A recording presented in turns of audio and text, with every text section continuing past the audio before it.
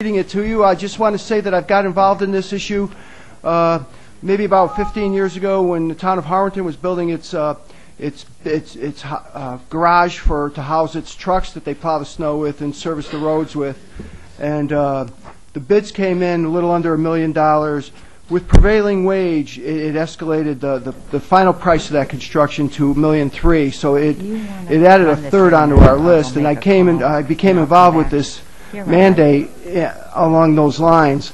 It also affects other littler construction projects. Again, in Harwinton, we wanted to expand our water line to incorporate some businesses in town that were having trouble with their wells, and with prevailing wage kicked in, it increased the price of doing that job by quite some time. School systems, Region 10, put in a water line, paid for it, was their money, had nothing to do with the town of Harwinton. When we wanted to extend the water line to come to our senior housing and our town hall library and some businesses in town, they said that was a continuation of an existing contract.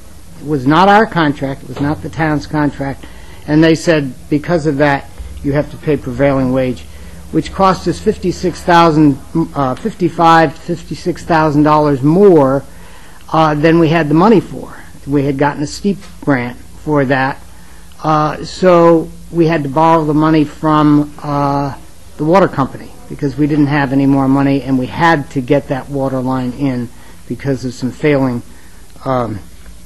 wells. So I am asking that we raise the limits. I've been involved in the state and around the state, and I think almost every small town anyway in Connecticut, may not be for John's, but for the small towns, we've all been asking for the same thing for years. I've been involved in this now for almost 8 years, and every year we bring the same thing up. We never get a hearing, and thank you very much for giving us a hearing this time. But we would like the limits raised. We're not asking to do away with prevailing wages, just the limits haven't been raised since 1991, and there's a lot that's happened since then.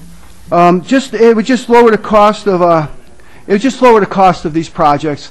We haven't increased the actual limits before the prevailing wages kick in, and I think 20 years now. I think it was raising the prevailing wage thresholds is long overdue. Given the considerable strain on our local budgets, we must take steps to alleviate unfunded mandates that drive up taxpayer costs.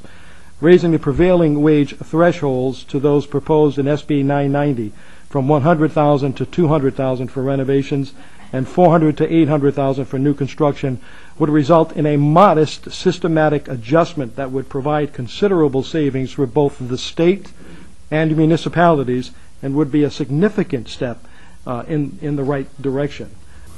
When you look at larger construction jobs, the differential may not be as great as it is in some of the smaller projects.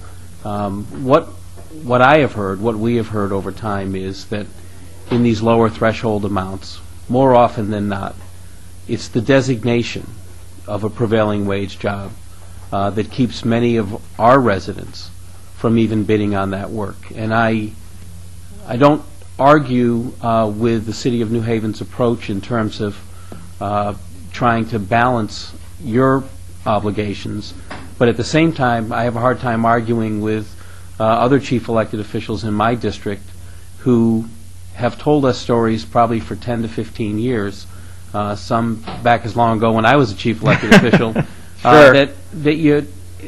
There is something to be gained, and to some degree it is no more than being able to give a neighbor a job.